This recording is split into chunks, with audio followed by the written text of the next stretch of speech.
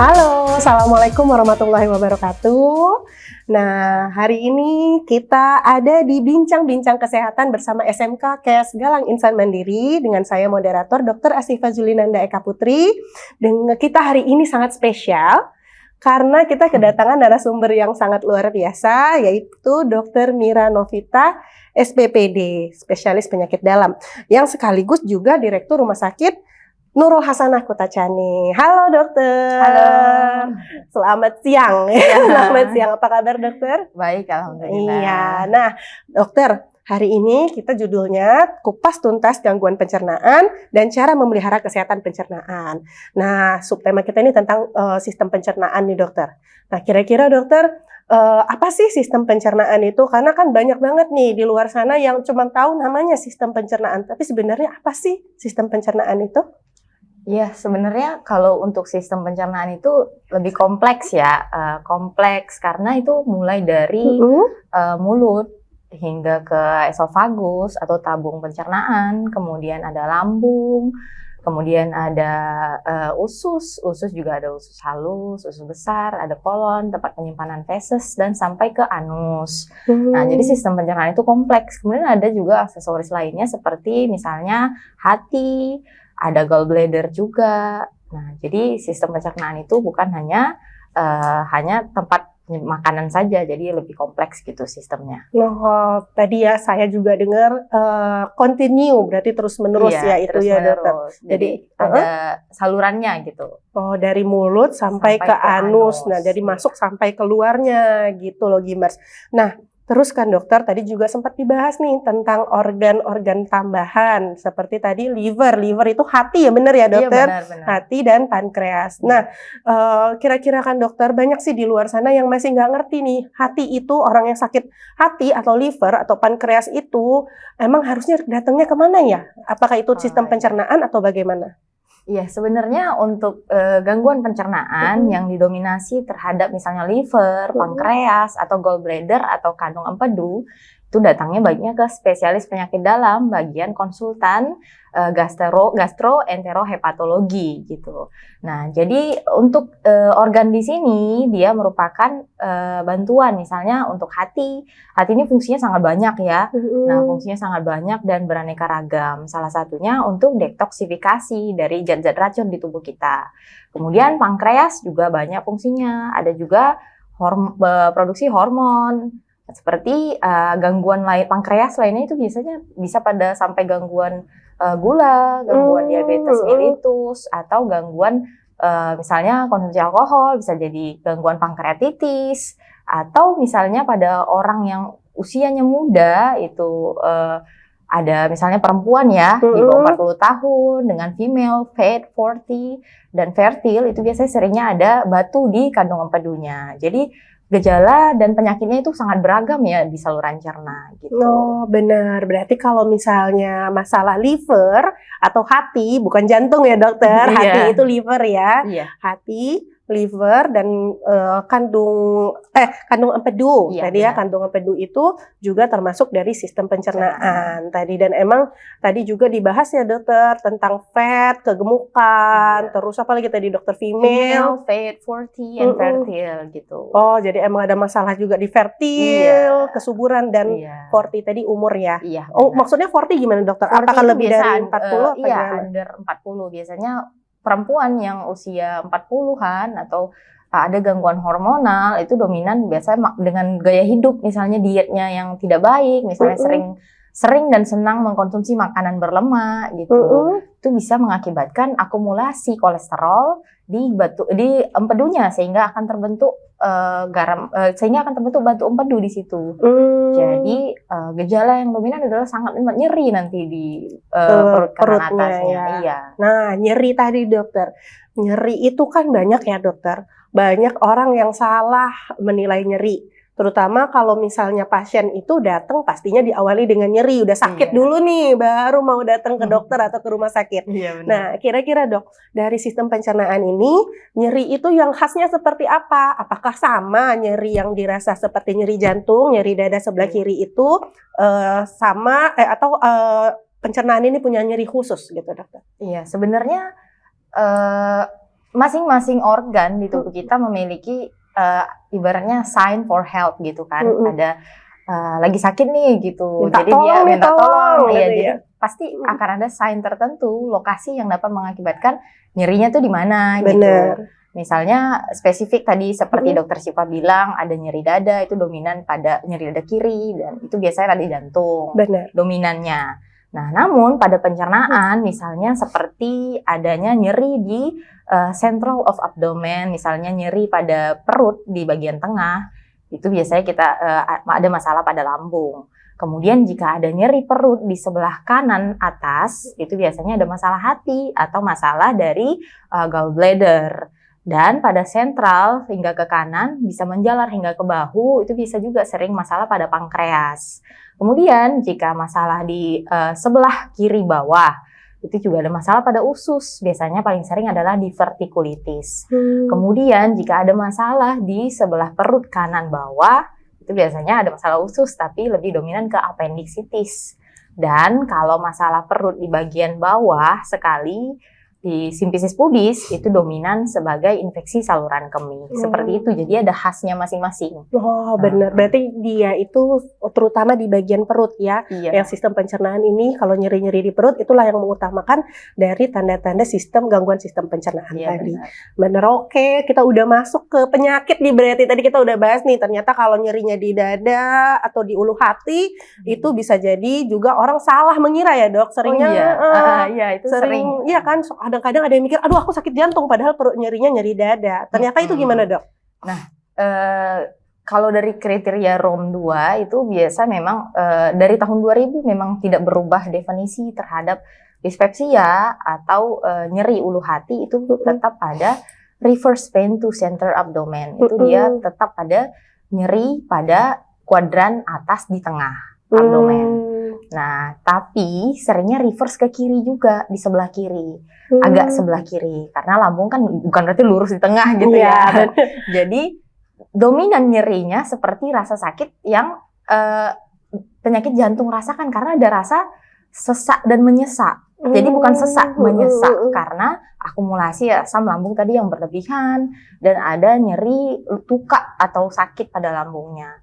Namun, bukan berarti pada nyeri perut tengah dan agak ke kiri itu bukan penyakit jantung juga. Jadi harus diselidiki keduanya, antara penyakit jantung kah atau penyakit lambung. Jadi sering overlapping, sering tumpang tindih memang. Namun untuk pasien-pasien yang cemas, terutama perempuan yang masih usianya belum menopause, itu dominan pada penyakit dispepsia fungsional. Sedangkan pada laki-laki bisa jadi juga karena penyakit jantung, seperti itu. Oh gitu. Tadi ya berarti di organ perut dan seringkali juga miss ya dengan sistem kardiovaskular atau jantung tadi. Nah, langsung aja nih Dok. Ternyata kemarin kita udah posting di Instagram kita di SMK Kesehatan Gym 95. Terus udah banyak nih yang komen pertanyaan-pertanyaan menarik seputar dengan sistem pencernaan. Nah, ini salah satunya ada dari Sri Ratna _Lestari. Selamat pagi dokter. Izin bertanya, apakah stres dapat mempengaruhi adanya gangguan pencernaan? Terima kasih dokter. Boleh dijawab nggak dokter? Oh iya boleh. Baik, saya coba jawab ya. Nah, sebenarnya untuk saluran cerna ini dominan memang didominasi. Saluran cerna ini kan banyak tadi yang sudah dijelaskan. Namun bisa dipengaruhi oleh fungsional. Fungsional ini karena pengaruh rasa stres. Misalnya seperti adanya hormon-hormon stres yang dipengaruhi oleh gaya hidup. Misalnya tidak bisa modifikasi gaya hidup, kemudian tidak bisa melakukan modifikasi stres yang baik. Nah, lama-kelamaan hal ini akan mengakibatkan induksi dari gangguan saluran cerna. Misalnya seperti ada gangguan kecemasan pada saluran cerna, misalnya seperti dispepsia fungsional, atau gangguan pada usus atau irritable bowel syndrome. Nah, hal ini dominan misalnya pada dispepsia udah diselidiki nih penyebabnya segalanya, misalnya udah dilihat tidak ada kelainan organik, tidak ada penyakit lainnya, tidak ada konsumsi obat-obatan, dan tidak ada masalah yang lainnya. Nah, itu kemungkinan penyebabnya adalah dispepsia fungsional atau karena stres. Dan jika penyakit pada usus misalnya irritable bowel syndrome atau IBS, Nah, ini juga karena stres. Namun sudah diselidiki misalnya tidak ada kelainan organik, misalnya sudah di endoskopi, di kolonoskopi, tidak ada kelainan struktural dan tidak ada masalah lainnya, tidak ada infeksi dan lain-lain. Nah, kemungkinan juga penyebabnya karena stres. Karena pengaruh hormonal, ada namanya hormon stres yaitu kortisol. Nah, kortisol ini dapat mengindus dari reaktif oksigen spesies nantinya dan juga dapat mengindus hormon-hormon lainnya sehingga dapat mengakibatkan gangguan ataupun destruksi sel di masing-masing organ tersebut gitu. Berarti sebenarnya stres itu tuh berbahaya ya. Kelihatannya aja yang aduh nggak apa-apa stres biasa tetap namanya hidup ya kan. Biasanya orang gitu tuh namanya hidup pasti stres, tapi ternyata itu sangat berpengaruh untuk kesehatan Gimers. Nah, ini ada pertanyaan lagi, agak banyak nih pertanyaan dokter, nggak apa-apa ya, karena banyak yang tertarik dengan isu sistem pencernaan. Apalagi sistem pencernaan ini tuh semua orang rata-rata pasti punya nih masalah di sistem pencernaannya. Dari Citra Amelia 1331, selamat malam dokter, izin bertanya dokter, sebentar lagi kan kita mau menyambut bulan puasa nih. Dokter, jadi yang mau saya tanyakan apakah benar dokter kalau asupan makanan kita menurun selama kurang lebih 12 jam saat berpuasa, cenderung dapat menurunkan asam lambung sehingga dapat mencegah terjadinya GERD. Sebelumnya terima kasih ya dokter. Nah ini pertanyaannya juga lumayan ini ya medis gitu. Iya benar. Ya berapa bulan lagi ya? Kurang dari 60 hari kita bakal menyambut bulan Ramadan. Benar dokter. Untuk teman-teman gym biasanya ada yang takut karena nggak mau puasa karena sakit asam lambung katanya, atau karena ada masalah pencernaan jadi nggak bisa puasa katanya. Nah ada beberapa penelitian yang saya baca. Secara penelitian langsung ya ke pasiennya melalui endoskopi dan melalui kuesioner untuk menilai tingkat dari adakah korelasi terhadap keparahan antara jika terjadi kita puasa dan GERD gitu. Nah ternyata dari hasil penelitian tersebut untuk keparahan penyakit GERD dan untuk ada kerusakan nggak dari organnya tersebut ternyata tidak berkorelasi secara signifikan. Jadi malah perbaikan. Nah, jadi perbaikan gitu. Jadi tidak menimbulkan masalah sama sekali. Jadi bagusnya memang puasa. Hanya tipsnya hanya kalau jarak makannya itu tidak boleh terlalu dekat dengan jarak tidurnya. Jadi kalau habis sahur, kalau bisa jangan tidur. Nah, ternyata kayak gitu Gimers. Jadi kita itu kalau pas sahur jangan langsung tidur juga, begitu juga pas berbuka ya. Pas berbuka juga jangan langsung terlalu banyak aktivitas, boleh nggak? Kalau setelah berbuka makannya tidak boleh langsung banyak gitu. Jadi it's slow. Jadi lebih banyak, lebih sedikit tapi sering. Makanya itu nanti makannya buka puasa sedikit dulu, ntar makan sedikit dulu, baru sholat tarawih, baru makan lagi, baru jangan terlalu dekat waktunya juga dengan tidur gitu. Oh gitu dokter. Jangan-jangan ini penelitian langsung dokter ya? Kirain begitu. Nah berarti dokter tadi kan triknya itu kita tidak boleh pas sahur makan sahurnya terlalu dekat dengan jarak tidur. Juga gitu juga dengan bukanya tidak boleh terlalu banyak makanannya ya? Iya benar. Oke, ada lagi nih pertanyaan dari Savanara. Selamat pagi dokter, izin bertanya dokter, apa yang harus dilakukan ketika kita telat makan dan sudah merasakan dada nyesek, mual, tapi ketika perutnya mau diisi dengan nasi malah jadinya muntah, seperti lambung menolak untuk diisi dok. Sebelumnya terima kasih dokter. Jadi mungkin dia udah telat makan, diisi malah jadi muntah gitu dokter. Iya, nah sering nih, terutama pada remaja ya.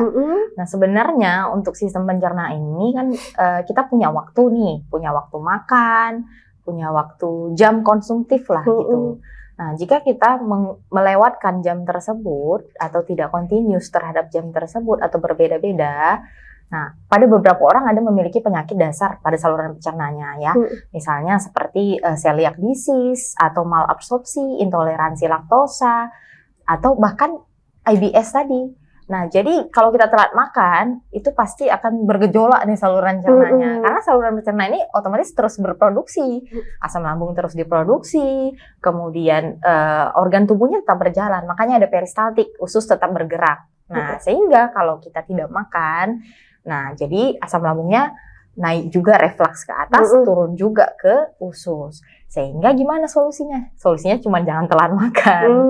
Jadi jamnya harus sama dan continuous seperti itu. Benar. Jadi benar-benar jangan benar-benar kosong dan jangan sangat telat gitu ya, dokter. Kalau telat seperti saat kita berpuasa tadi, si penanya kalau telat seperti itu bakalan mengakibatkan gangguan, jadi destruktif, jadi bisa ada gangguan pada saluran cernanya. Jadi yang dilakukan pertama harus ada penggunaan obat-obatan terlebih dahulu sebelum konsumsi makan. Kalau memang sudah merasakan sakit yang sampai mengganggu aktivitas seperti itu.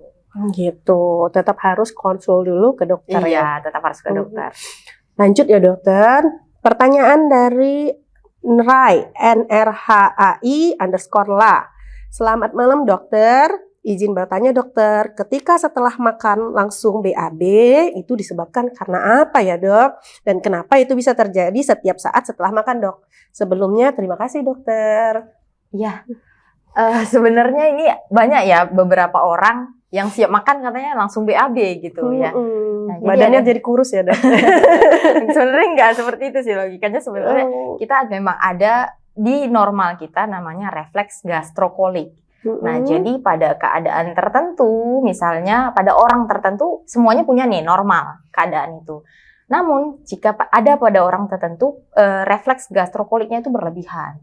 Sehingga ketika dia memakan makanan, nah gastrokoliknya itu responnya berlebihan. Jadi, dominan mengeluarkan buang air besar.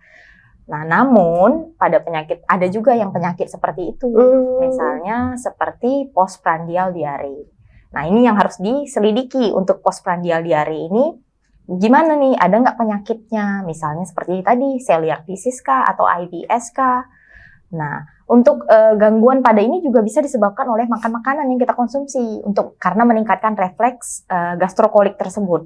Contohnya seperti kopi, teh karena kafeinnya, dan merokok. Makanya orang merokok gampang ya BAB-nya karena nikotinnya tersebut. Gitu. Nah, jadi akan meningkatkan refleks dari gastrokolik tersebut. Sehingga langsung BAB gitu. Benar. Berarti dok, kalau gastrokolik tadi itu ada nggak dipengaruhi oleh faktor keluarga atau faktor keturunan atau hormon atau bagaimana dokter? Faktor keluarganya sebenarnya ini memang normal pada semua orang ada.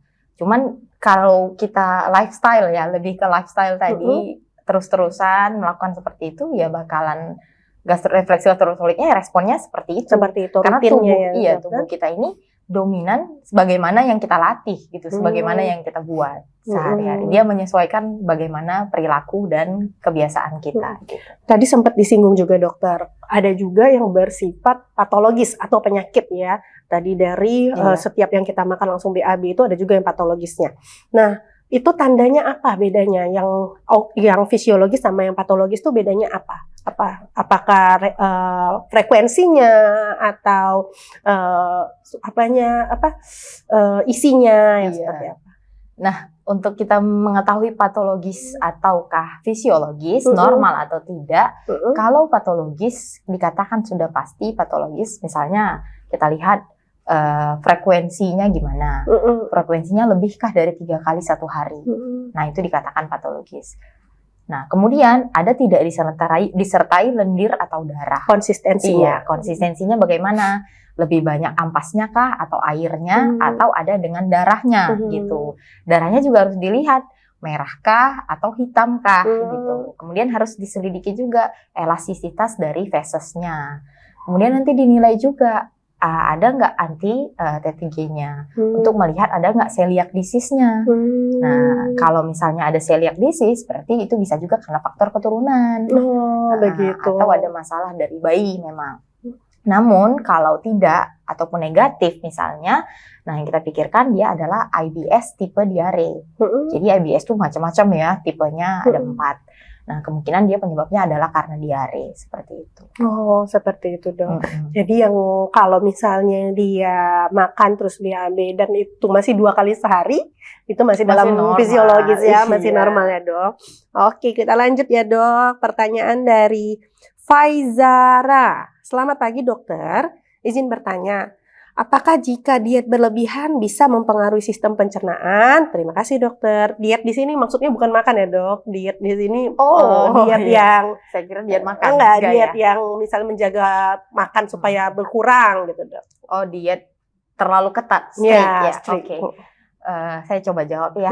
Untuk diet yang terlalu ketat, misalnya tidak mengkonsumsi protein sama sekali atau tidak mengkonsumsi karbohidrat sama sekali. Nah, ini pasti mempengaruhi saluran cerna. Ya, karena dominan pada diet yang terlalu ketat ini akan mengakibatkan kalau tidak makan sama sekali ya.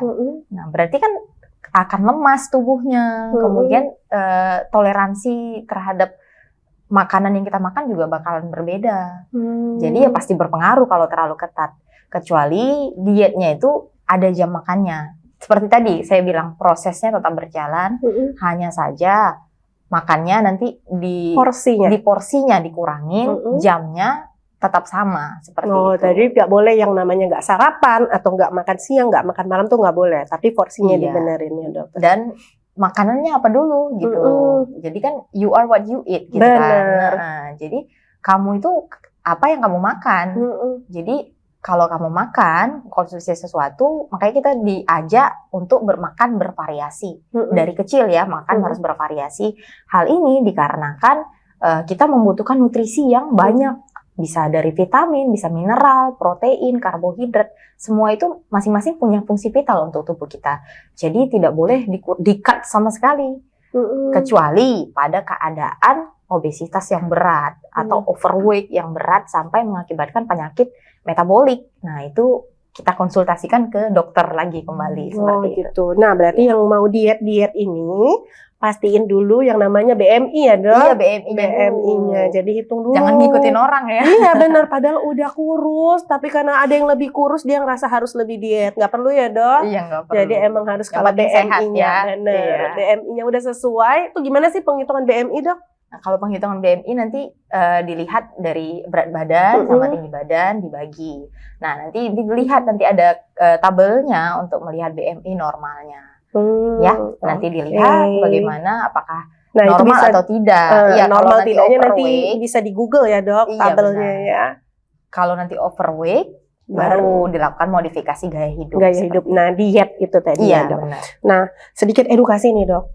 Nah, kalau kita zaman dulu, kita kecil, mungkin jadi kelihatan tua nih. Waktu kita kecil dulu, kita taunya edukasi mengenai makanan itu adalah 4 sehat, 5 sempurna. Padahal ternyata sekarang ini itu udah nggak dipakai lagi ya dok. Nah, itu tuh tadi apa, sekarang sih apa sih dok kira-kira?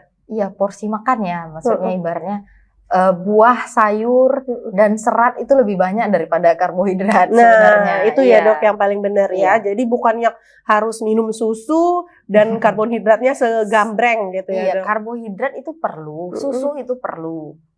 Serat, buah, makan sayur itu juga perlu. Protein, hewani, nabati juga perlu. Namun jumlahnya ini harus disesuaikan dengan AKG atau konsumsinya ini harus disesuaikan dengan memang nutrisi yang distandarisasi dari masing-masing negara seperti itu. Jadi masing-masing negara kan berbeda, ada negara maju, ada negara berkembang. Kebutuhan nutrisinya juga berbeda. Nah, seperti itu. Seperti itu. Berarti tetap kalau mau punya tubuh ideal, yang paling penting adalah protein ya. Iya, protein. Benar. Kita lanjut ya dok. Ada lagi nih pertanyaan dari Iza Amdani. Selamat malam dokter, izin bertanya dokter, kalau sakit perut bagian kiri bawah, itu kira-kira kenapa ya dokter? Terus dia datangnya tiba-tiba aja gitu, kira-kira kenapa ya dokter? Sebelumnya terima kasih ya dokter. Nah tadi ini udah sempat kita bahas ya, tapi ini lebih spesifik ke kiri bawah ya, dokter. Oke, baik, coba saya jawab ya. Nah, untuk penyakit, katanya tadi tiba-tiba ya, pada perut kiri bawah. Benar. Nah, di perut bawah, bagian bawah itu dominan kolon atau usus ya. Nah, usus di sini sebenarnya normalnya tidak memiliki kantung-kantung. Namun jika usia sudah di atas 40 tahun, ototnya itu akan melemah sehingga akan terbentuk kantung-kantung di usus tersebut. Apalagi dengan diet yang tidak baik. Misalnya seperti makan serat kurang, terus merokok, kemudian kurang olahraga dan lain-lain sehingga ototnya tersebut kendur. Jadi muncullah kantung-kantung di ususnya. Nah, ketika muncul kantung-kantung di usus ini, suatu saat kan di situ sebagai penampungan feses atau buang air besar. Kita ketahui feses ini ada kandungan bakterinya seperti E. coli gitu ya. Nah, bakteri ini lama-kelamaan akan menjadi batu. Kalau karena udah kantung, dia batu ngidap di situ. Nah, jadi di kantung tersebut dia mendiamkan diri sehingga akan robek nantinya kantung tersebut. Nah, robeknya kantung tersebut akan mengakibatkan bakteri mudah berpenetrasi atau masuk ke usus tersebut. Nah, akan mengakibatkan nyeri di perut bagian kiri bawah. Dan biasanya bisa sampai BAB berdarah karena robeknya tersebut gitu. Jadi dominannya itu nama penyakitnya divertikulitis. Namun kalau tidak bergejala itu namanya divertikula. Oh, begitu. Berarti salah satu faktor resiko dari tanda-tanda gejala dari divertikulitis tadi adalah adanya nyeri kiri bawah dan juga adanya BAB berdarah. Iya. Nah, itu tadi di sini ditekankan juga, Dok, kalau misalnya nyerinya hilang timbul. Nah, kalau divertikular itu hilang timbul juga nggak nyerinya, Dok? Kalau divertikula itu bisa sakit bisa tidak. Yang tadi masalahnya dia ada infeksi atau tidak. Kalau ada infeksi baru dia nyeri. Tapi kalau tidak ya tidak sakit. Tidak dirasakan apa-apa. Tapi ini berarti emang kalau misalnya udah mengganggu baru kita periksa ke dokter ya, Dok? Iya, kalau sudah ada gejala kemudian mengganggu aktivitas dan mengganggu siklus BAB, ini harus diperiksakan. Benar. Lanjut ya, dokter. Ya. Pertanyaan selanjutnya dari Wis4xe4xe_ susah namanya, dokter. Selamat siang, dokter. Saya ingin bertanya, mengapa perut saya sering bunyi seakan-akan sedang lapar, padahal udah banyak makannya. Itu kenapa ya, Dok? Sebelumnya terima kasih, dokter. Iya. Kalau sering bunyi sebenarnya peristaltik usus itu memang ada ya. Peristaltik pergerakan usus itu memang ada normal seperti itu. Namun jika terlalu berlebihan, mungkin ada pepsin, ada hormon-hormon pepsin, kemudian ada masalah, misalnya dia terlalu banyak telat makan, yang tadi contohnya ya, jadi asam lambungnya lebih banyak. Nah, hal itu akan mengakibatkan peristaltik semakin meningkat, sehingga muncullah bunyi-bunyi tersebut. Oh, gitu. Berarti emang dipengaruhi oleh faktor peristaltik tadi ya, dokter? Oke, ini ada pertanyaan terakhir nih di komen kita. Dari Dea_AGT. Selamat malam, dokter. Izin bertanya, dokter, apakah BAB seminggu sekali itu normal, dok? Atau ada masalah di bagian sistem pencernaan saya, dok? Sebelumnya terima kasih, dokter. Seminggu sekali, dok. Lama juga ya? Sebenarnya normalnya untuk BAB itu adalah untuk satu hari ya, di bawah 3 kali satu hari. Namun tidak lebih dari 3 hari. Jadi setelah 3 hari BAB seperti itu. Jadi kalau sudah 1 minggu tidak BAB, kemungkinan itu ada kelainan. Nah, kelainannya, apalagi pertanyaannya perempuan ya? Iya, perempuan benar, dokter. Ya, tadi irritable bowel syndrome yang tipe konstipasi. Jadi irritable bowel syndrome itu ada 4 tipe. Yang pertama tipe diare, yang kedua tipe konstipasi, yang ketiga mix dan unclassified. Jadi penyebabnya banyak. Tapi dominan dipengaruhi oleh rasa stres. Tadi ya, BAB seminggu sekali. Kalau udah seminggu sekali itu harus ke dokter nggak sih, dok? Harus ke spesialis penyakit dalam kah? Iya, yang kita ketahui kan sebenarnya usus kita ini adalah second brain kita ya. Jadi otak kedua di tubuh kita. Jadi ada namanya gut-brain axis. Jadi kalau fesesnya tidak dikeluarkan, otomatis mikrobiotanya, perkembangbiakannya tidak seimbang sama bakteri yang normal. Jadi E. coli di situ juga mikrobiotanya perkembangannya tidak optimal sehingga akan mengganggu hormon-hormon di saluran cerna. Yang kita ketahui saluran cerna ini juga memproduksi hormon seperti pepsin, kolisistokinin, kemudian ada hormon-hormon pankreas seperti amilase lipase dan lain-lainnya. Nah, jadi hal ini dapat mengakibatkan gangguan. Jadi akan terdapat gangguan pada aksisnya. Berarti berpengaruh banget ya kalau kita nggak BAB itu ya dok? Ya. Oke dok, ini sekitar tadi pertanyaan yang dari komen. Tapi teman-teman gamers yang nonton sekarang di live Instagram kita, itu juga boleh ya untuk menyampaikan pertanyaannya melalui komen yang ada di live kita. Jadi nanti mungkin bisa langsung dijawab oleh Dr. Mira Novita, SPPD. Nah, sekilas dulu nih dok, tadi kita udah sempat banyak membahas tentang nyeri dan sakit-sakit yang dikeluhkan oleh para gamers kita yang tadi bertanya di komen. Nah, dok, kapan sih sebenarnya kita harus ke spesialis penyakit dalam untuk konsultasi masalah sistem pencernaan kita? Iya, baik. Coba dijawab ya. Sebenarnya jawabannya luas ya. Cuman untuk masalah pencernaan, misalnya, kapan kita harus, kalau masalah lambung ini ya. Nah, jadi sering orang-orang pada bilang, sakit lambung nih, penuh perutnya, nyeri ulu hati. Nah, sebenarnya itu hanya sindroma atau kumpulan gejala gitu. Nah, kumpulan gejala yang disebabkan oleh banyak hal. Contohnya seperti pada dispepsia karena adanya gastritis, kemudian ada tuka, ada infeksi pada karena bakteri, H. pylori yang paling sering ya. Kemudian ada konsumsi obat-obatan kah seperti steroid, kemudian anti nyeri, non steroid. Dan ada juga konsumsi misalnya seperti teofilin atau obat-obatan jantung seperti aspirin. Hal ini akan merusak dari lumen lambung tersebut sehingga akan muncul dinding lambungnya ya. Itu gangguan lumen jadinya di lambungnya. Nah, atau dapat mengakibatkan gastritis nanti, gastritis erosiva karena obat-obatan. Nah, kemudian kalau sudah mengganggu aktivitas harian atau sampai sering terbangun karena malam hari, itu wajib ke dokter ya. Nah, karena kita memikirkan ini bagaimana kita dapat beraktivitas sehari-hari dengan nyaman, kemudian tidur dengan nyaman, seperti itu. Kemudian yang harus kita pikirkan lagi jika ada penyakit hati ya. Nah, penyakit hati misalnya ada nyeri di perut kanan atas atau nyeri terasa penuh di sekitar perut kanan. Dan disertai dengan gejala misalnya ada kuning. Kuningnya bisa kuning seperti jerami kah, kuning kehijauan kah, kuning merahan kah, terserah ya. Nah, yang penting ada gejala tersebut itu juga wajib ke dokter penyakit dalam bagian konsultan gastroenterohepatologi. Nah, kemudian jika ada masalah misalnya ada nyeri tembus ke belakang atau menjalar ke bahu dari perut, itu juga bisa kita pikirkan ada masalah pankreas. Dan kalau misalnya ada masalah di lifestyle, gangguan gaya, misalnya modifikasi hidupnya tidak baik gitu kan, tidak pernah olahraga, suka makan berlemak, seperti itu ya. Nah, itu bisa terjadi perlemakan pada hatinya, namanya steatohepatitis atau adanya perlemakan fatty liver ya.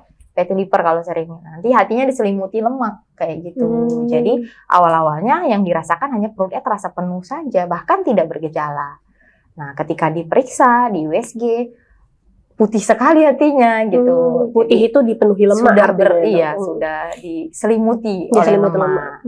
Jadi lama-kelamaan bisa mengakibatkan gagal hati seperti itu. Jadi memang gara-gara gaya hidup sangat berpengaruh sekali terhadap saluran cerna ini.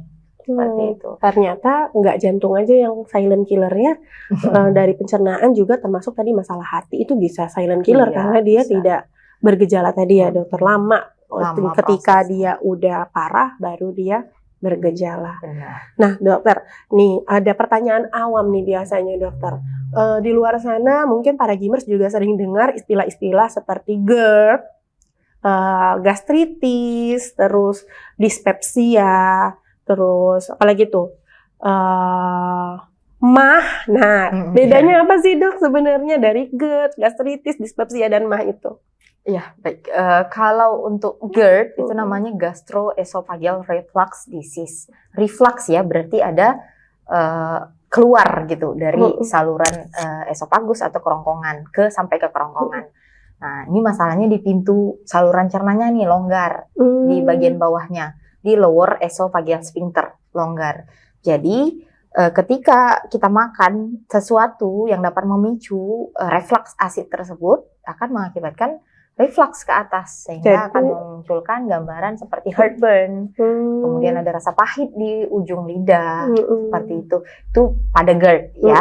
Dan biasanya Berarti- sudah berlangsung lama. Benar, berarti itu saluran, terus ada pintunya. Iya benar. Yang pintunya itu sebenarnya buat pembatas supaya Pembatas. yang bawah nggak naik ke atas. Tidak naik, benar. Tapi pintunya itu longgar. Oh, itu namanya GERD ya, Dok. Iya. Benar. Kemudian kalau dispepsia ini orang awam bilang mah ya, sakit Oh, mah. berarti sama ya, Iya. Dok, dispepsia dan mah. Sakit mah, dispepsia. Sebenarnya ini bukan penyakit ya, ini kumpulan gejala. Nah, kumpulan gejala bisa karena penyakit lain, bisa karena lambungnya tersebut. Misalnya karena lambungnya tersebut, yang tadi misalnya ada gastritis, ada tuka, ada infeksi pada H. pylori, kemudian ada konsumsi obat-obatan yang dapat mengiritasi lambung. Dan ada juga masalah misalnya batu empedu. Batu empedu juga dapat mengakibatkan reflux dari asamnya tersebut. Ada masalah pankreas atau penyakit sistemik. Misalnya ada sakit DM atau sakit gula. Dan kemudian ada penyakit jantung. Penyakit jantung juga bisa buat reflux asam. Kemudian ada masalah penyakit misalnya penyakit tiroid. Nah, itu juga dapat mengakibatkan reflux asam. Nah, jadi kemudian ada juga misalnya dispepsia fungsional yang tadi tidak diketahui. Sudah diperiksa organiknya tidak masalah, namun karena masalah stres ataupun masalah fungsional. Nah, ini dinamakan dispepsia fungsional. Nah, semuanya ini wajib diselidiki. Jadi bukan hanya diobatin saja dengan obat-obatan asam lambung. Karena dispepsia ini adalah sindroma atau kumpulan gejala dari yang semua tadi. Nah, jadi kita harus cari tahu dulu nih apa penyebabnya. Karena yang diatasi penyebabnya, bukan kausalnya. Gitu. Berarti yang selama ini bilang sakit mah itu, ternyata itu bukan penyakit loh, Gimers. Itu tuh gejala dari masalah di saluran pencernaannya. Nah, satu lagi tadi dokter, kalau gastritis. Nah, gimana tuh, Dok? Kalau gastritis, namanya gastritis ya. Berarti ada infeksi, ada iritasi. Nah, iya, ada nih. iritasi di lambungnya. Benar. Teriritasi. Nah, jadi ada masalahnya biasanya sering pada infeksi H. pylori pada lambung. Kemudian ada masalah karena konsumsi obat yang tadi. Jadi obat-obat ini mengiritasi sehingga terjadilah gastritis erosiva. Sehingga bisa mengakibatkan munculnya sampai perdarahan. Perdarahan ini gambarannya bukan sampai muntah. Muntahnya itu muntah hitam. Atau BAB-nya berwarna hitam. Nah, ini yang disebut oleh gastritis tersebut. Oh, jadi sekarang ini Gimas udah tahu nih istilah-istilah masalah sistem pencernaan yang tadi ada dispepsia atau mah. Terus kalau orang bilang aku sakit GERD, nah itu tuh tahu nih ternyata kayak adanya reflux atau naiknya asam lambung ya, Dok, ke atas yang harusnya cuman ada di bagian lambung aja. Lalu ada juga gastritis tadi yang adanya luka ya sebenarnya ya, Dok, di sistem pencernaannya. Seperti itu. Nah, kira-kira ada yang bertanya nggak nih? Di sini sebentar saya sambil cek ya, Dok. Boleh. Oke.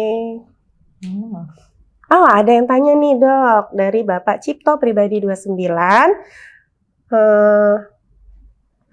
Kadar gula darah at randomnya 377. Nah, ini agak spesifik nih, Agak Dok. lain ya, Seru lain. nih pertanyaannya. 24 jam yang lalu, Dokter. 1 hari yang lalu berarti. 300 ya? 377. Oke. Usianya 35. Nah, usianya kemana ya tadi pertanyaannya? Bentar. Oke. Salah. Sorry. Oke. Apakah perlu pengobatan medis dan mengatur diet saya, Dokter? Nih, lumayan Gimers, ayo kita konsultasi gratis. Ya, Mbak, ini tadi bapaknya ya? Iya, Bapak Cipto Bapak Pribadi. Cipto, ya Bapak Cipto segera Umurnya ke rumah 35. sakit sekarang. Ya karena kalau udah di atas 350 itu sudah hiperglikemi ya. Nah, hiperglikemi itu maksudnya udah memang menderita diabetes mellitus. Walaupun hanya tadi at random ya. Harus diselidiki dulu. Habis makan apa ya gitu ya. Gula darah puasanya berapa juga. Kemudian kita lihat juga HbA1c-nya. Benar. Nah, apakah dominan meningkat juga hanya pada at random saja. Namun kalau sudah di atas 350 itu sudah indikasi untuk rawat inap. Iya. Tapi ini kalau dengan riwayat, Dokter. Jadi emang dia riwayat sakit diabetes mellitus atau sakit gula udah beberapa tahun. Nah, dengan KGD segitu apakah bisa dikatakan normal, Dok? Untuk KGD yang segitu ya, random ya, itu tidak normal ya. Walaupun dia memang udah sakit gula, sakit gula ini kan tujuannya bagaimana kita mencapai target kadar gula sebaik mungkin dan setoleransi oleh si pasiennya. Nah, jadi untuk apa kita mencapai target tersebut? Gunanya untuk mencegah komplikasi akut ataupun komplikasi kronis untuk penderita sakit gula ini. Nah, karena jika kita biarkan terus-menerus gulanya itu tinggi atau naik, hal ini akan mendestruksi ataupun merusak dari organ-organ tubuh, baik jantung, ginjal, dan semua organ tubuh lainnya gitu. Iya, benar dokter. Jadi emang sebenarnya penyakit gula ini tuh berbahaya jika tidak terkontrol ya dokter, dan punya efek resiko yang besar untuk penyakit sistemik lainnya. Nah, ada lagi nih dokter pertanyaan. Seru nih dok, karena banyak yang tertarik dan topiknya sangat relate dengan semua orang. Zulaikat, dari Ibu Zulaikat ya. Dok, izin bertanya, anak saya umur 4 tahun. Makannya teratur 3 kali sehari, bahkan nyemil. Tapi kenapa perutnya itu selalu kembung ya dok? Terima kasih dokter. Ini agak ke anak ya, tapi mungkin akan agak relate bu dokter karena tentang pencernaan. Sebenarnya kalau untuk anak-anak ya ada ya sering kolik juga ya untuk anak. Namun untuk lebih lanjutnya harus ke dokter spesialis anak sebenarnya ya. Berarti ada kemungkinan masalah juga ya dok, karena tingginya produksi asam dan itunya ya gas. Jadi bisa juga dilihat juga susunya jenisnya apa. Apakah ASI 4 tahun ya?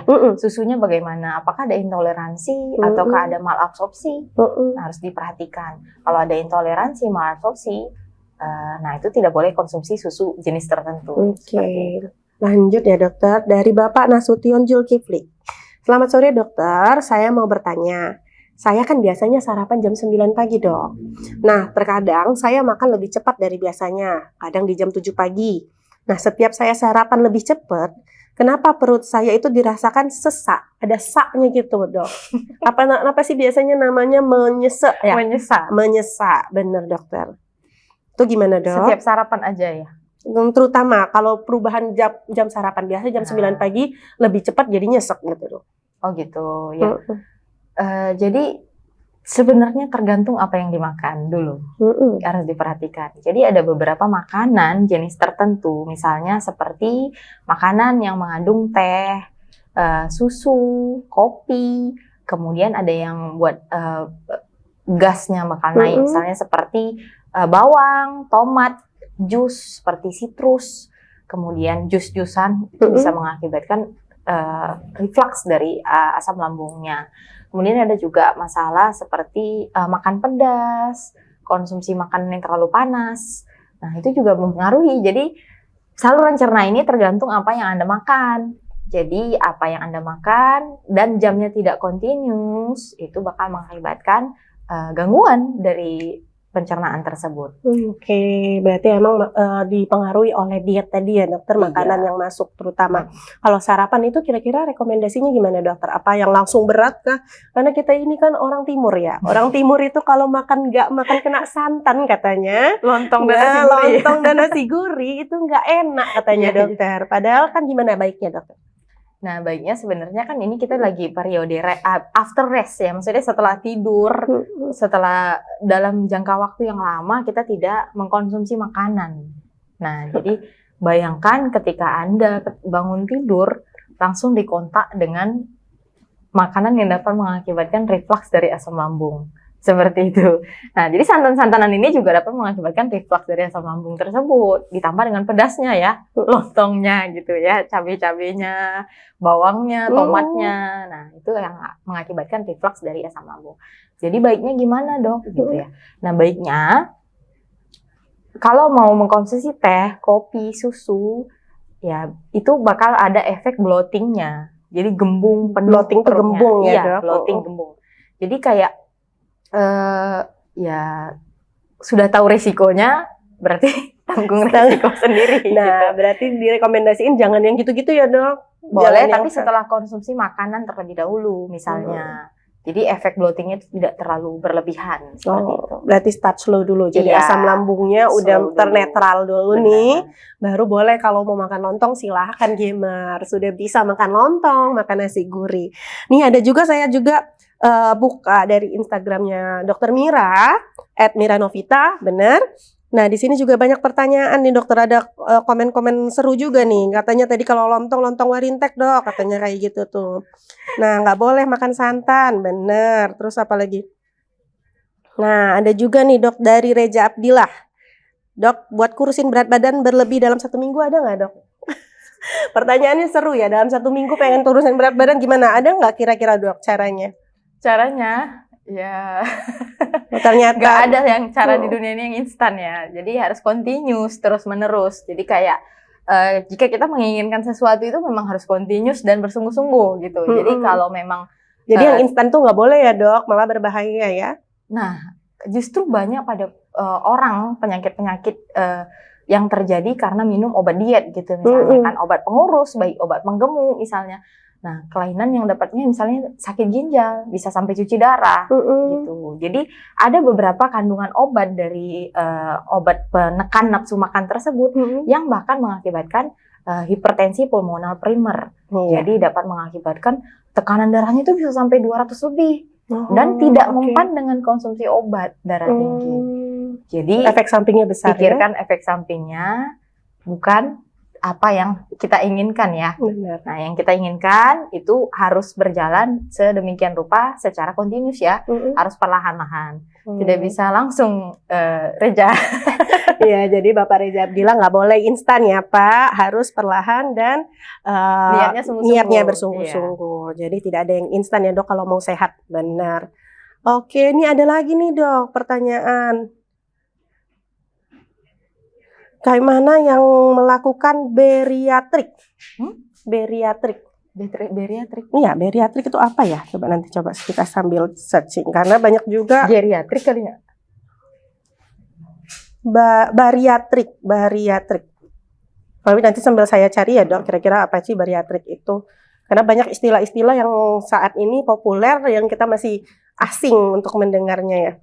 Nah, sambil nunggu nih dok, kira-kira mau tahu nih dok, diet. Tadi kita udah bahas nih, ada yang tanya tentang pengen kurus, katanya kayak gitu, dietnya seperti apa. Nah, pengen tahu juga nih dok, diet yang paling tepat untuk yang menjaga sistem pencernaannya dari segi isinya, tadi sedikit udah dibahas tentang protein, dan polanya itu seperti apa? Ya, seperti yang tadi sudah disebutkan, sistem pencernaan kita ini berjalan ya secara otomatis. Maksudnya, baik diisi atau tidak diisi, tetap berjalan seperti itu. Nah, namun bagaimana caranya? Jadi dietnya lebih konsumsinya sedikit tapi sering, ya sedikit tapi sering. Ibaratnya batasi konsumsinya, lebih kurangin karbohidratnya misalnya. Karbohidrat harus diperhatikan juga, karbohidrat simpleks kah atau kompleks. Nah, jadi yang tidak baik tidak boleh dilakukan. Kemudian setelah modifikasi karbohidrat, banyakkan protein. Tapi protein ini jenisnya nabati atau hewani. Bisa diganti dengan nabati, tapi jangan sampai yang hewani juga tidak makan. Karena kalau kita tidak makan yang hewani, otomatis tidak tercipta hemoglobinnya itu bisa terganggu. Jadi bisa terjadi anemi. Dan juga bisa terjadi defisiensi dari B12, juga defisiensi dari B9, seperti itu. Jadi kalau yang makannya cuma sayur aja dok, vegetarian itu gimana dok? Iya. Mungkin di-replace ya kebutuhannya? Sebenarnya kita dianjurkan untuk makan semua makanan yang sehat dan beraneka ragam ya. Nah, tapi kalau diet vegetarian itu baiknya ya, kalau memang tidak mengkonsumsi, tidak boleh atau tidak mau mengkonsumsi daging-dagingan, misalnya kan beberapa individu tertentu sama sekali strict ya, tidak boleh gitu. Nah, harus di-replace dengan obat-obatan, misalnya seperti kita cek dulu ya sebelumnya, ada nggak gangguan ataupun intoleransi. Sebenarnya pada orang tertentu yang walaupun tanpa diet tersebut sudah ada malabsorpsi, jadi ususnya tidak bisa mengabsorpsi dari B12 ataupun vitamin mineral lainnya. Jadi sudah defisiensi di luar gitu. Jadi ditambah jika tidak dicek, misalnya dia ditambah dengan diet vegetarian, hal ini akan mengakibatkan gangguan dari tubuhnya. yang kita ketahui B12, B9 ini sangat vital juga fungsinya untuk pembentukan DNA tubuh kita. Begitu. Jadi selain dari ada gangguan anemi, juga ada defisiensi dari vitamin dan mineral tadi. Berarti tetap harus konsultasi ke dokter untuk terlebih kecukupan dahulu. gizinya itu ya, Benar. Dok. Nah, ini ada pertanyaan tadi bariatrik itu, Dok. Ternyata pemotongan operasi yang sekarang lagi ngehits bariatrik. itu. Oke. Operasi bariatrik untuk menurunkan berat badan, dioperasi itu pemotongan saluran pencernaan. Itu gimana tuh, Dok? Baik. Jadi ada sindrom post bariatrik juga. Namanya Paddle disease. Dan itu emang khusus obesitas ya, Dok. Jadi jangan Iya. emang BMI-nya oke, tapi sok-sokan ikut bariatrik. Nggak bisa. Jadi memang obesitas itu yang pertama dilakukan adalah diet dan modifikasi gaya hidup, olahraga, diet. Nah, jika sudah dilakukan semaksimal mungkin atau bahkan orangnya terlalu obesitas tidak bisa bahkan bergerak. Nah, itu ya salah satu pilihannya adalah bariatrik tersebut. Namun ada namanya Paddle syndrome. Nah, hal ini akan mengakibatkan defisiensi vitamin tadi. Yang kita ketahui usus kita ini menyerap nutrisi tersebut. Gitu. Jadi pasti ada efek samping. Apa yang kita makan, apa yang kita minum kalau berlebihan tetap pasti ada efek sampingnya. Jadi segalanya tetap ada efek samping. Iya, begitu, Dokter. Berarti emang bariatrik yang sering sekarang dilakukan oleh artis-artis ya, Dok. Nah, itu ternyata nggak harus diikutin. Tidak diikutin, Nah, iya. itu punya diagnosis Ada atau kriteria khusus ya, Dok. Nah, ini pertanyaan lagi, Dok. Mungkin 2 pertanyaan terakhir nih, Dok. Izin dokter. Sebentar. Bertanya, Dokter. Di saat saya sedang makan pedas, kenapa perut saya sakit, Dok? Gimana, Dok? Apakah makanan pedas itu seperti apa sih dia, Dok? Kok bisa buat sakit perut? Yang tadi sudah saya jelaskan sedikit ya. Salah satu yang mereflux asam lambung itu adalah makanan pedas, asam, dan suhunya ekstrim biasanya. Nah, hal ini akan mengakibatkan reflux dari asam lambung. Nah, atau jika sudah memiliki tuka atau luka, ya ibaratnya kalau sariawan ditaruh makanan pedas, sakit nggak? Pasti sakit ya. Iya, seperti itu. Nah, di lambung ini juga mukosa. Mukosa ini juga bakalan sakit kalau kita mengkonsumsi makanan yang pedas seperti itu. Oke, Dok. Nih, Dok, pertanyaan terakhir nih, Dok. Oke, Dok, tips cara dari Ricky Fahru Rozi. Dok, tips cara menggemukkan badan yang aman. Gimana ya, Dok, caranya? Kalau tadi menguruskan, sekarang menggemukkan, Dok. Ada yang kekurusan pengen gemuk, ada yang gemuk pengen kurus, katanya gitu. Ya, manusia tidak ada yang sempurna ya betul. Memang ya.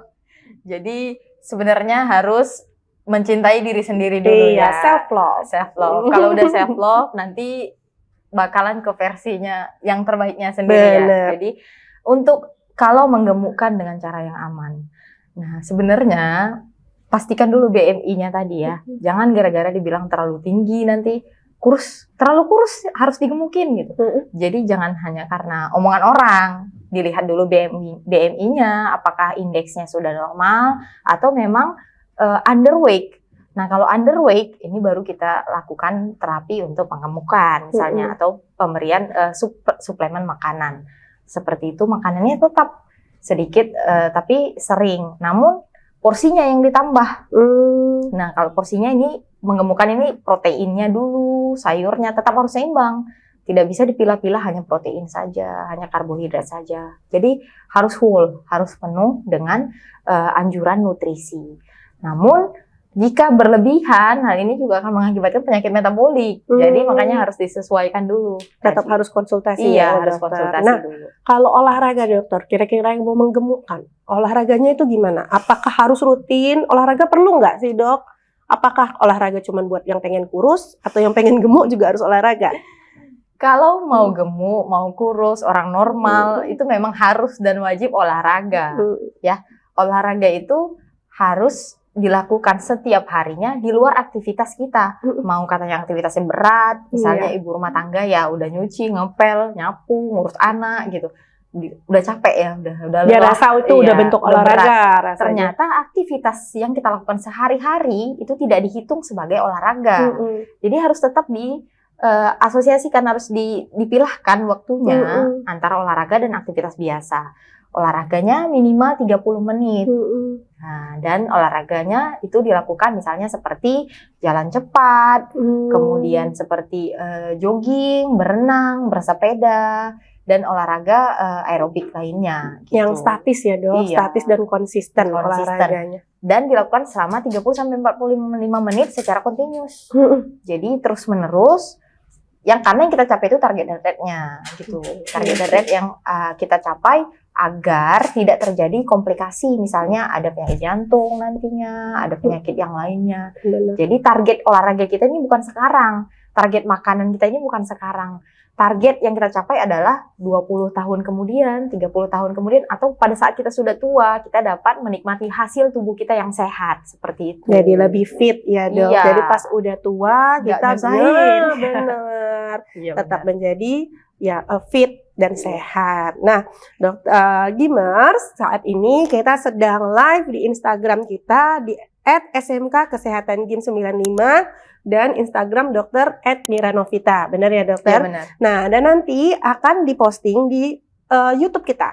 Jadi nanti teman-teman di sini bisa subscribe, komen, dan like di YouTube @SMK Kesehatan Galang Insan Mandiri. Jadi untuk info-info dan segmen-segmen kesehatan selanjutnya akan bisa dilihat langsung di YouTube channel kita. Nah dokter, sambil menutup nih, kira-kira ada beberapa pertanyaan penutup terakhir nih. Kira-kira nih dok, tipsnya apa nih dok untuk menjaga sistem pencernaan? Tadi kan mungkin udah dibahas dikit tuh, poin-poinnya aja dokter.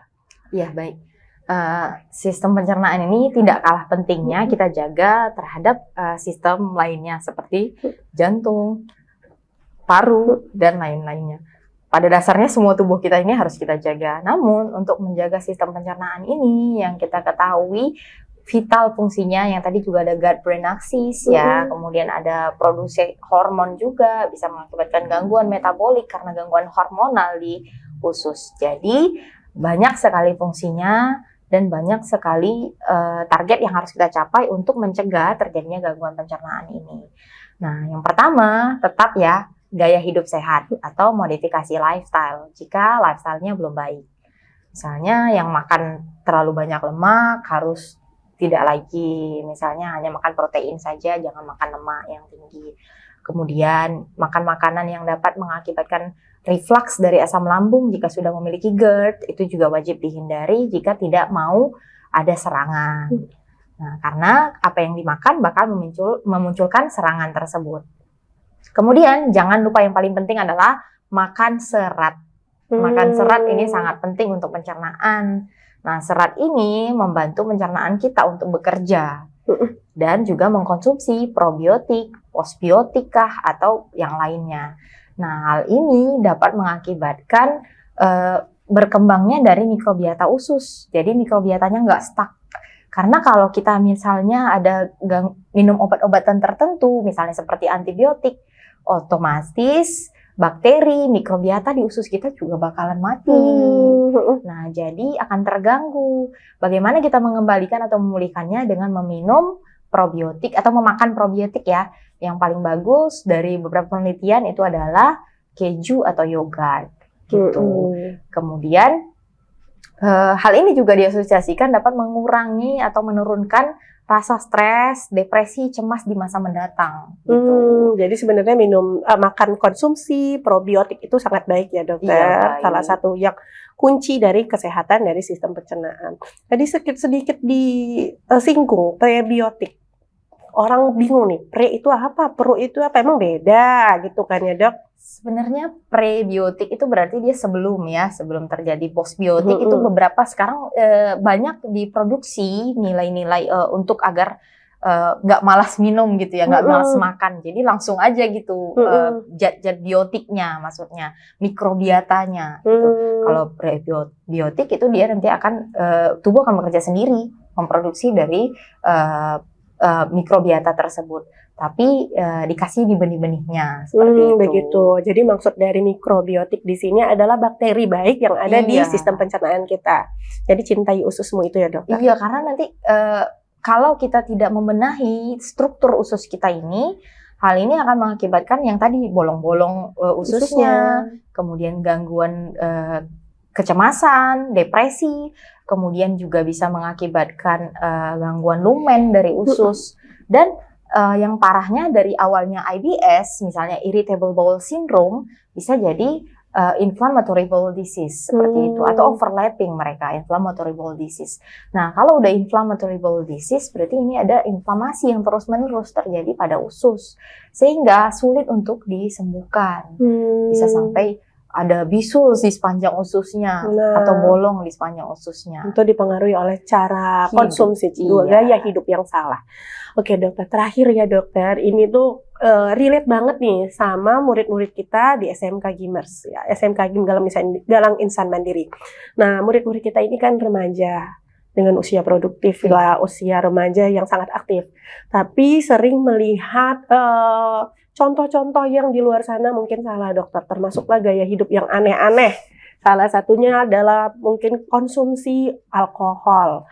Nah, mungkin kan jangan sampai lah murid-murid Galang Insan Mandiri ini murid-murid generasi masa depan. Nah, kira-kira dokter, konsumsi alkohol ini biar orang-orang tahu nih edukasinya dok. Bagus nggak sih? Apa sih dampaknya bagi sistem pencernaan kita? Ya, baik. Alkohol ini baiknya dihindari ya. Baiknya dihindari. Kenapa? Alkohol ini dapat mengakibatkan penyakit namanya alcoholic liver disease.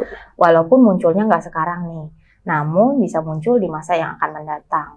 Nah, alkohol ini juga ada jenisnya ya, macam-macam. Ada etanol, ada metanol, bahkan kalau yang tradisionalnya itu ada tua. Nah, tua ini bahkan banyak pada orang, dapat mengakibatkan bisul di hatinya, bisa sampai besar sekali gitu. Jadi banyak efek samping dari alkohol yang dikonsumsi. Nah, jadi alkohol ini dapat mengakibatkan liver disease atau chronic liver disease akibat alkohol. Jadi hatinya nanti bisa menciut, kecil, karena yang kita ketahui hati ini adalah sebagai detoksifikasi atau pembuang racun. Karena alkohol ini kebanyakan racunnya yang dibuang dari hati.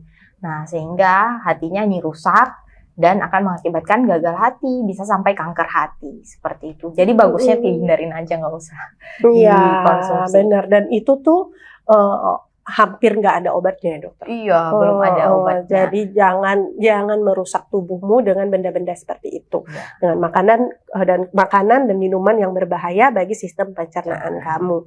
Nah, jadi kan dok, di SMK Kesehatan Galang Insan Mandiri ini kita juga udah menerima peserta didik baru. Jadi teman-teman yang tertarik dengan SMK Kesehatan Galang Insan Mandiri boleh langsung chat di Instagram kita atau juga datang langsung ke sekolah kita di Jalan MT Haryono, Kota Binjai. Terus juga bisa menghubungi WhatsApp kita yang nanti akan dituliskan di bawah sini. Nah, teman-teman sekalian juga nanti bisa memilih 3 jurusan, yaitu jurusan keperawatan, jurusan farmasi, dan laboratorium. Jadi, teman-teman yang tertarik jangan lupa langsung follow Instagram kita juga. Dan ternyata dok, daripada kita minum alkohol, nah kita minum bandrek dok, karena SMK Kesehatan Galang Insan Mandiri ini juga punya produk-produk yang dihasilkan oleh murid-murid dari farmasi kita. Murid-murid farmasi kita ada juga sabun. Nah, nanti dokter bisa lihat nih, ada sabun cuci tangan, sabun cuci piring, sabun segala macam sabun. Ada juga Fresh Gym. Nah, Fresh Gym ini kayak balsam dok. Nah, terus ada hand sanitizer. Terus kita ada juga bandrek sehat. Nah, wajib coba dok. Silakan diminum dokter. Nah, teman-teman Gimers sekalian yang sudah menonton, saya ucapkan terima kasih. Terima kasih juga kepada Dokter Mira. Mungkin lain kali bisa diundang kembali ya dok. Iya, boleh. Jangan ini kapok ya dokter, diundang lagi ke sini. Nah, nanti tayangan live ini akan disiarkan kembali atau di-share di YouTube kita. Oke, terima kasih. Assalamualaikum warahmatullahi wabarakatuh. Waalaikumsalam. Silakan diminum dokter.